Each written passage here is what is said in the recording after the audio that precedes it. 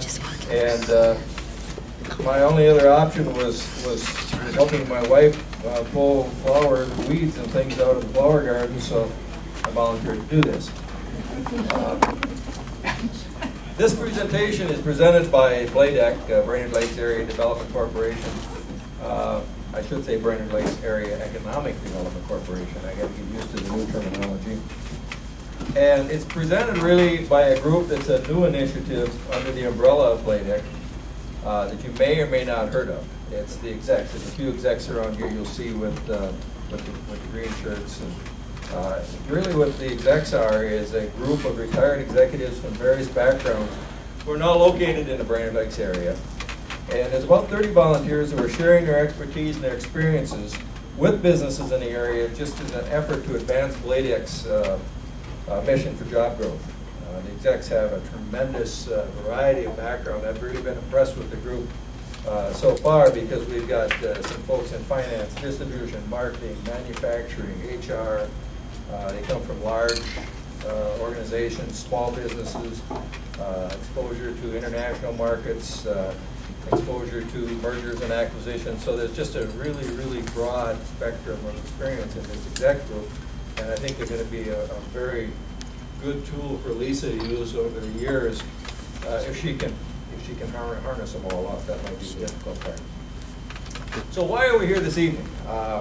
BLAEDC has a charge to develop business, help businesses, I should say, create job growth in the area. Many of you are familiar with Lisa's famous Sheila's famous. That says Sheila here. Sheila's famous funnel, and I'm not going to go into the funnel and all the details in the funnel, but the bottom line is that through collaboration with a lot of different resources, both public and private, BLAEDC has to create an environment, or helps create an environment that's conducive to creating jobs in the area. They do this by attracting businesses from outside the area. They do it by helping businesses that already exist here grow and add jobs. And they do this by helping businesses start up and create jobs as new startups. Primarily the discussion today is going to be about the latter two, either growing businesses within, jobs within the businesses that are here, or starting up new businesses. Tonight's presentation will focus primarily on those areas. Crow Wing County last month, if I have the number right, had an unemployment rate of about, the monthly one, not the annualized one, but 6.3%, while the micropolitan area of Brainerd, which is really the larger retail area, was a little bit higher at 6.9. Well, that might be better than state and national numbers. There's still a lot of room to work with because that means there's thousands of people that are unemployed. And there's even probably a greater number that are underemployed. And so with job creation, you get that multiplying effect. The Alliance for American Manufacturing came out with some numbers. If you created 100 new jobs, what does it mean to a community? It means 102 more families. It means, this is on average, that's why they have these strange numbers, 102 more families, 61 more school children, 266 more people employed in non-manufacturing or service industries, 1.5 million more in retail sales per year, 7 new retail establishments in association with it, and probably more importantly, it creates a much more vibrant and energetic community, environment and community. So that's the purpose. And it's estimated that over 70% of the new jobs are created by small businesses. Now, small businesses are under 500 people, 500 employees, so to us that seems like a pretty large business, so most of us here are exactly that, small businesses. Given that statistic, it makes perfect sense to look within the community when you're talking about job growth. So we're hopeful that after exploring the journey that these startup businesses are going to explain to you and hearing their story, you or someone that you know might be encouraged to take that first step to start a business. Or, after hearing these stories, you or a small business owner that you know might be encouraged to take that leap of faith and expand and grow and expand markets. It's our desire not only to tell the stories, but in the end, we want to be able to show you that there's some resources available to you that would help you along that path. So this evening we wanted to kick off this series with a panel of experts who have experienced startup and growth and even the end of their particular business. We've asked them to tell their story of their journey. We've asked them to tell you, as the title indicates of our program tonight, the uphill, downhill adventure of starting and operating a new business. And I think most of you that have been in business recognize that there is uphill and downhill. And sometimes you're a little conflicted probably on which way you're really going at the time you're really going uphill or downhill. Kind of reminds me, I think it's appropriate, kind of reminds me of a story of a guy, his wife had really gotten upset with him. Finally she come to the end of the line, she just threw him out of the house and told him in no uncertain to leave and never come back. And as he's thrown out the door, he said, or she said, "I hope you have a long and miserable life." And he says, "Well, now you're asking me to stay?" So you can get confused on whether you're going uphill or downhill. I'll introduce the panel momentarily, and then we'll hear their story. Sheila or I, if we have time within their own presentations, if there's a question that we've seen their outlines, if there's a question that might help fill in the voids for you a little bit, we may ask that. After all four presentations, we'll get to your questions. Any questions you might have, we'll have a half an hour for questions you may have of the panelists. After that, I will, before we go to the networking after the questions, I'll introduce some of the folks that are in this room that can serve as resources for businesses that have questions or thinking about starting up or have growth questions or marketing questions. So I'll introduce a few people along that line.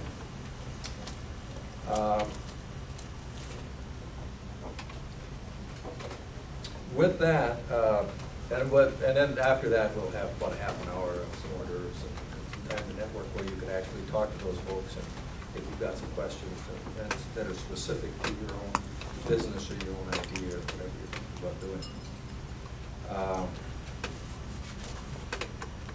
With that, I'm going to introduce the panel, and they'll be presenting to you in this order. Bill Kotrba. Did I get it right, Bill? Kotrba. I tried that 12 to 15 times, and I haven't gotten it right yet. Bill, what nationality is that, Bill? Czech. Pardon? It's a Czech name. Czech name. Well, I didn't. Short. Bill will be coming up, and he'll be talking about his startup of a packaging company that was based here in Minnesota and went public, and eventually they sold it. Dave Miller, down on the end, Dave Miller has been involved in numerous areas of business, but he'll be speaking primarily about his acquisition of a patent and the machining that went with it, and the specific invention and how he marketed it and so on. On this end, we have Elise Hernandez, and she's going to be telling her story about her startup with Ideal System Solutions, which is a technology company which now has 4 locations, I believe. Okay. And Tom Haglund is going to be, Tom is president of Lindar Corporation, a plastics thermal forming company in Baxter, and he's just going to be telling a story about the start and the growth of that business. So with that, we'll start with Bill. And we'll go through these, and I hope you enjoy.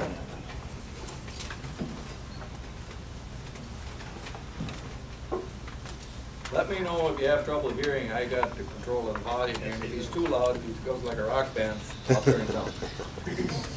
I had offered to try this without a mic, but if you want a mic, I'll try to get a mic in here. Is it on? It's on. It's on. Okay. Is that better, or is this the same, or what's the difference? Any difference? Thank you, Dave. It's really a pleasure to be here and to see all the faces sitting here. I assume there's some interest in this topic today. I'm going to try to wing it a little bit. I may make some references to my notes here, but I'm just going to try to talk to cover this topic. And I'd like to start with a quotation. Sheila Haverkamp was quoted in the news article about small businesses or business in general. And just want to remind you, and this is a follow-up to what Dave said, there's 27 million businesses in this country, and all but 17,000 of those 27 million have less than 500 employees. There's like 21 million sole proprietorships in that group, and there's 5 million businesses that have less than 20 employees. So when we're talking about small business in this country, there's just no question.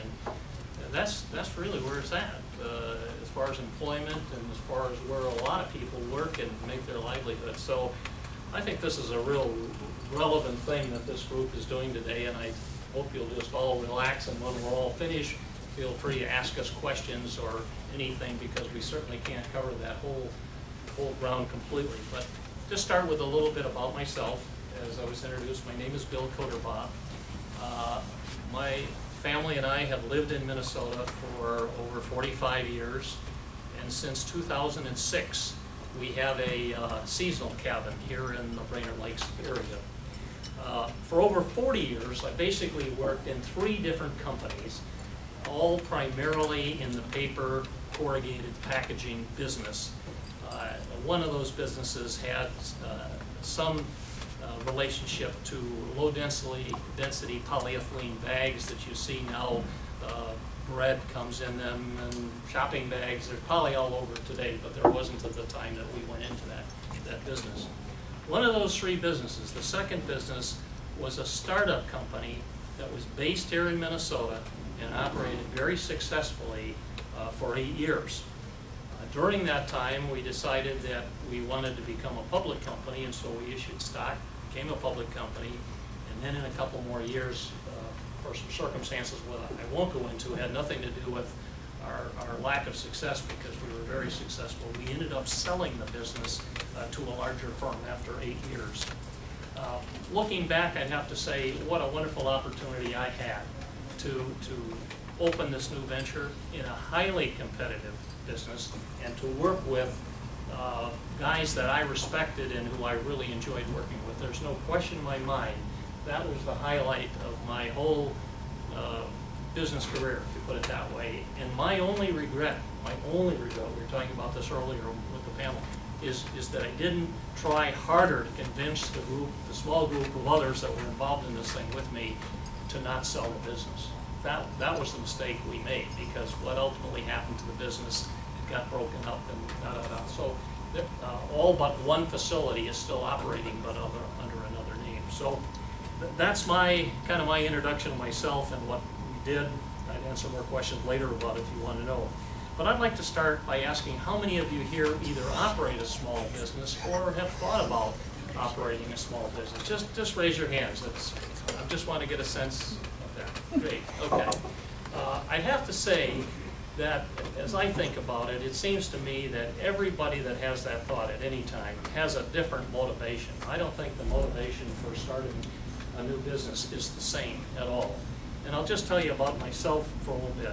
It really started because when I was in high school and going into college, I just had a natural leaning towards individual venture. I like small business. I just was attracted to that. There was no question in my mind. And shortly after I graduated from college, I met an older man who was quite an inventor.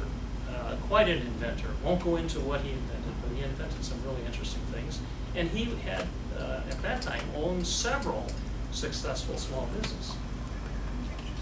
So I said to him one day, I said, how would you advise someone today who's a young entrepreneur who wants to go in business? What would you tell them?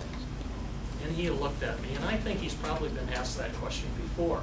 But he hesitated a little bit. He said, well, I'll tell you this. He said, if you see a hole, fill it. He said, if you see a hole, fill it. That's all he said. And it sticks with me today, because that really got me thinking about small businesses and what they were all about, and particularly new ventures. I had been working for a few years at that time with a company out of Boise, Idaho called Boise Cascade Corporation, and they had assigned me a facility down in North Carolina. I had made several trips down to the Atlanta area for business. And while I was down there, I kind of snooped around because I had this idea of my own business in my mind, and I thought, Atlanta, Georgia, what a great place to start a new business. It's a growing marketplace, and da-da-da. It just looked really good to me. So that's what I was thinking about. But it was not to be. That business was not to be, because within a week, I called back to one of my business associates up in the Twin Cities area in Minnesota that I had worked with when I first started with the company. And by the end of the telephone call, I was already packing my bags, ready to come back to Minnesota and join with a very small group of guys who were very interested in starting a very small startup business. Although when I got here, I realized that all of us had much bigger plans than a very small business. We even had the word national in the name that we picked for the business. So you can see from the very beginning what our thought was. There was nothing new about our product. It wasn't an invention. It was going into a very competitive marketplace. Some of the people discouraged us even from starting this business, and yet we were just all so, what should I say, driven to open this business, and we're so convinced that we could outsell and outperform our competition that we jumped in and took off. So for me, basically three things motivated my getting involved in this 8-year small business development. Started with nothing. We had absolutely nothing. We operated out of a trailer when we started the first couple of months until we could get our building finished and in place and we could move into offices. But basically first, I had a basic interest in new ventures. That was probably my first thing. I think secondly was this opportunity to work with 4 other guys that I had great respect for. They were really solid guys. I had confidence. I had confidence. We just knew we could do a job. And I think third was just the idea of facing the challenges and rewards that we thought could come from a new business. So what did we learn in those 8 years? What did we learn? Most of the challenges that we faced in that business came in the first few years of the business. That's what we found. And I could recite some history in terms of the ups and downs. We talked a little bit about the ups and downs of the business, but I thought for today's purpose, what I would try to do with what I learned, rather than go over the ups and downs, I'm going to try to translate some of the things I learned and try to see them in the light of the 21st century and what somebody today might need to do if they're going to start a business. And I'm talking about something other than a small business. I'm talking about something that would be growing into 20, 50, 100, 200, 300, and on up in terms of employees. So I am thinking in terms of something pretty major when I talk small. So anyway, I've got 3 suggestions. I actually have 4, but for time purposes, I'm going to nix one of these, and I'm going to just talk about 3 that I think are very important. The first one I have titled, Put the Right Cast Together. That's my idea there. Put the right cast together. Now, unless you're a new business and you're going to be a sole proprietor and you're going to be the only one in the business, you're going to need to identify some people to join you in that business. And I would suggest that you find the best people that you can find to join you in that business. There's no question, as I look back, the biggest decision relative to people, you can say what you will about training and getting people to learn along the line, finding the best people from the beginning, I think is really the best thing. And along that line, I'll say one thing that I think is true today more than ever before. You really need to find a strong financial helmsperson, helmsman or helmswoman, whatever the case may be, to be in charge of your finances. You really need someone who's able on a daily, monthly, quarterly, and annual basis to put together the reports, do the analysis, and is really knowledgeable, reputable, and accurate in doing that. I think it's really an essential point in a new business. The last thing you want is flaky financial stuff when you're just getting started. You need somebody that's really solid there. So that's my thought there for my first suggestion. The second suggestion that I have is this. I call it throw away the organization charts. Early in our startup, we began to realize that the talents of our people were much more important than the titles. The talents were much more important than the titles. I'll tell you this little story. We had purchased a round table for our conference room. And at the very first meeting of our new business, we were all in there sitting around our round table. And the man who we all thought might be the logical person to be sitting at the head of that table looked at us and said, you know, he said, this round table that we're sitting at is symbolic of the way we're going to run this and grow this business.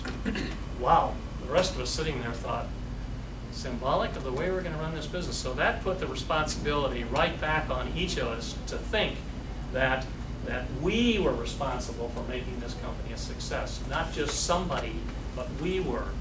And I think the interesting thing about it, and I don't mean to imply that you don't need somebody at the head of an organization or somebody, I don't mean to, because I think you do. There's always somebody with the vision and the drive, and you want to recognize and honor that person, I think. But still, you need to understand that working together as a group with not much respect really for the titles is a better way to go. I think that's a better way to go. And so what we did is we kind of learned the strengths and weaknesses of each one of us. And then when we hired people, we learned the strengths and weaknesses of the people we hired. And then we tried to mold their jobs and what they did and the tasks they did to what they were good at and made them do that rather than the kind of job titles that we put on. That's how we got it going. And so that's what I mean when I say pay attention to talents, not to titles. Again, I'm going to skip the one. I'm going to go to my fourth one, but we'll make it a third one today. And that's just recognize the need to sell, sell, sell. I don't think there's a single thing that's more important with a new business than sales. There's just no question about it. What's the old saying? Somebody said, no, nothing really happens in a business until somebody sells something. And I think we in our business, I can think so many times where some of the businesses that we learned about, those owners were looking for their checks to come from their customers in their mail. They just couldn't wait till they got those first checks. And we decided, no, that's not the important thing. We were going to look for orders. That was what was important. We wanted orders. We didn't want to see the checks coming in the mail. We wanted to see the orders. And so selling, you need to spend time figuring out something about your customers and why they would or should buy from you. That's really important to do. And to figure out your marketing and sales part of your business really well. That's important. And I frankly could tell you that from my experience in talking with small business people, and I do a lot of it, I'm just naturally curious about businesses, so when I go into them, I like to find the owners or the people that have made the things go. I think today, a lot of businesses, even businesses that are kind of hobbling along, have the problem, and certainly some that have failed that I know of, is that they spend way too much time focusing on their products, their services. They know their products backwards and forwards and upside down. How many stores do you go into where that happens to you? They want to tell you all about their wonderful product, or wonderful this, or wonderful that. They don't spend a minute asking you what you might be interested in, what might serve your need. And so I think that selling is probably next to finding the right people in your startup. In my mind, the most important thing that you can focus on if you're going to start a new business. There's just no question in my mind about it. So I'm going to go on now. That's my three anyway, for what they're worth. Well, what? Can we cover the rest of these questions? Maybe Sure can. Sure can. We'll pick up on some of that question. Thank you.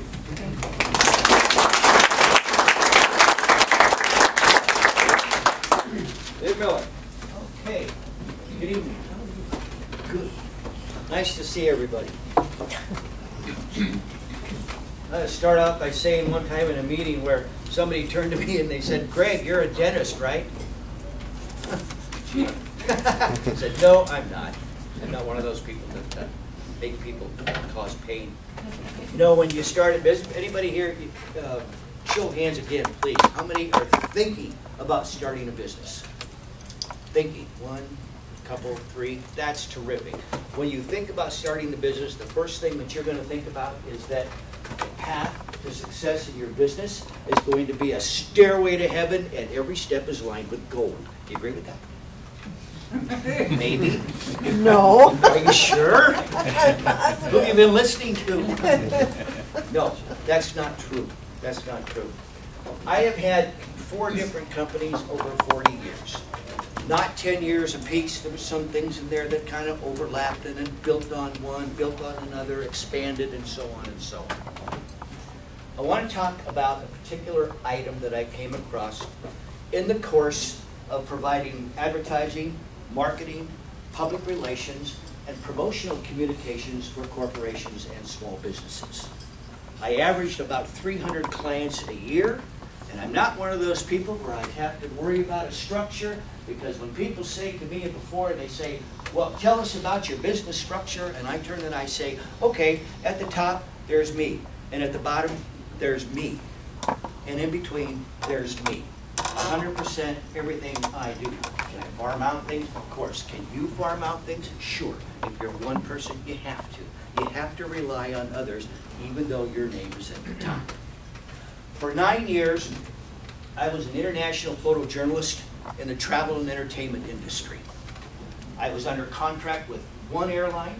For another 5 years beyond that, I freelanced with about 4 other airlines and about 6 major hotel groups.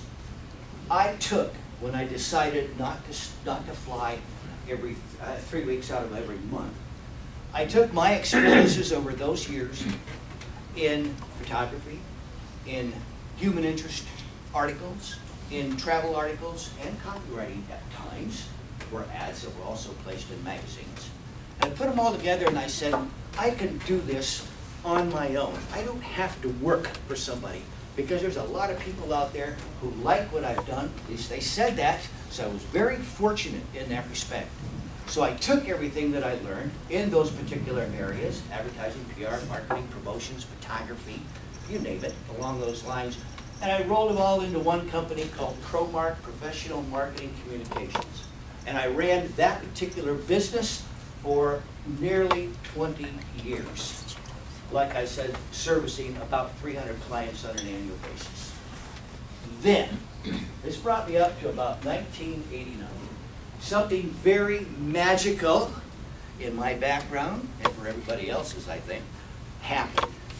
The governor and the Native Americans got together, and they signed a compact that did what? Chink, chink, ka-chink, ka-chink. Yeah, you know, everybody here ever visit a casino? At least once? All right. Nah, we don't do that, right? You don't go to those things. Nah, you don't do that. Anyway, what I offered the casinos is basically what I offered every other business. And I said, I can provide you with any kind of promotional item that you need. And I really got in on, I think, the ground up on this particular aspect of it. Because the Native Americans started building full operational casinos, which meant what? Slot machines. It meant poker. It meant blackjack. All right? 21. Okay? Right? Now, before that time period, the Native Americans had what? They had bingo halls. And in the bingo halls, they had bingo. And they also had Bingo 21 that played off of bingo cards. When the governor said, no, you can have real 21 and blackjack, they said, great, terrific. Who can we go to find our blackjack cards so we can get an imprinter with our casino names on it? So I said, oh, me, I could probably do that for you. No problem at all. So I did. Over the years, I serviced, I thought very well, and I think I did, a dozen casinos, both domestic and offshore international. And I provided them with their 21 cards. I provided them by fulfilling all of their needs in their gift shops. And that was everything from the imprinted pen to an imprinted writing tablet to first aid kits to fine jewelry to televisions to electronics and artwork. And that was the basics of my business. Then I was standing in a line in a bank. And I saw a fellow in the background, and he was taking something, and he had lots and lots of coin rolls, and he was taking something, and he put it up the coin roll, and he went like this, like this, like this, like this. And I said, let me see that item, will you please? And I thought, oh, casinos, coin rolls, coins in the machines. What can I do with this? What can I do with this? Well, long story short. I found out who made the found out who made the item, discovered that they no longer were marketing the item. There was about 8 years left on the patent itself. So I said, this is what I'd like to do. And in the end, I bought the patent, I bought the marketing rights, I bought the distribution rights, I bought everything. So I fired up a U-Haul truck, I drove back.